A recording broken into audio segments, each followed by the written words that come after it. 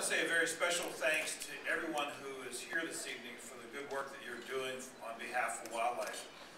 Each year I am so impressed by the number of people who show up and are willing to speak up for wildlife and to make sure wildlife are properly funded. I think back to the Great Depression years when the sportsmen and women of America stood up and asked for wildlife to be properly funded. In fact, some of our best programs came out of that period. And we're in a tough time now economically, but it's no time to abandon our commitment to wildlife. So thank you for that. I also believe that that we need to have a permanent funding source. I know you do too. I am still very hopeful that we're going to get a climate bill passed this year in the U.S. Senate. Whatever that ends up looking like, there may be some changes in it, but one of the things that we need to make sure doesn't get changed, and that is the commitment to funding for wildlife and for adaptation work that needs to be done. It's my privilege this evening to announce and present two Working with Wildlife awards. The first one goes to the wildlife effort in the state of Washington. The Washington Wildlife Federation has been helping a state coalition of over 50 members now get formed and to work together in a very powerful way. Most notably, they recently garnered support and active participation from the Washington Wildlife and Recreation Coalition, a 20-year-old powerful coalition that has been working on habitat issues around the state. So we want to recognize Ellen Hyatt Watson on behalf of the Washington Wildlife Federation.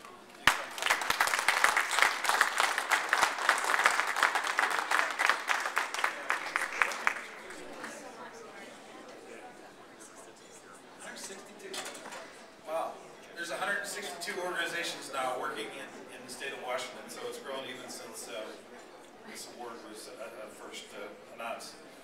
The second awardee is for the state action plan partnerships, and the 2010 award goes to the New Hampshire Fish and Game Department and the University of New Hampshire Cooperative Extension Unit. And Mr. John Kantner and Ms. Amanda Stone will be the recipients. These two agencies have worked together to integrate data and develop maps for the Wildlife Action Plan to be used in a regional and local conservation planning. They've co-conducted over 100 workshops in the state of New Hampshire with over 2,000 people participating in 167 towns across New Hampshire. They're currently developing a habitat management guide for private landowners, which you may know is very important in New Hampshire because of all the private landowners there, to effectively conserve New Hampshire's cut and till rabbit. So with that, I'll acknowledge the two agencies and ask that Mr. Kantner and Ms. Stone come forward.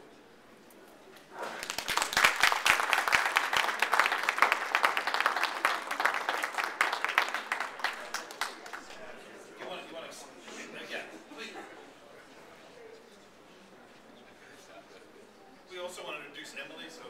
Yeah, Emily Brunkhurst, who's our technical assistance biologist, who has helped establish and maintain this relationship we have with the University of New Hampshire Cooperative Extension.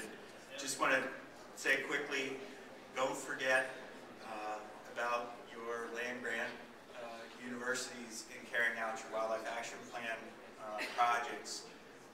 My first job out of graduate school was a position at the University of New Hampshire that was funded by the State Fish and Game Department through the traditional Robertson funds. And that model of having somebody with wildlife expertise, working with the county extension foresters, working with the private landowners that own those forests has been very effective at getting that out. Fast forward to now, we have the state wildlife grants and the notion that land use decisions are made by volunteer boards that meet in the evening in town in New Hampshire. And that partnership with Extension has been extended to getting out to those folks in the community that are coming home from their day job and then having to look at development proposals and whatnot. And we are working very hard with those folks need to protect the places that safeguard wildlife. So thank you very much.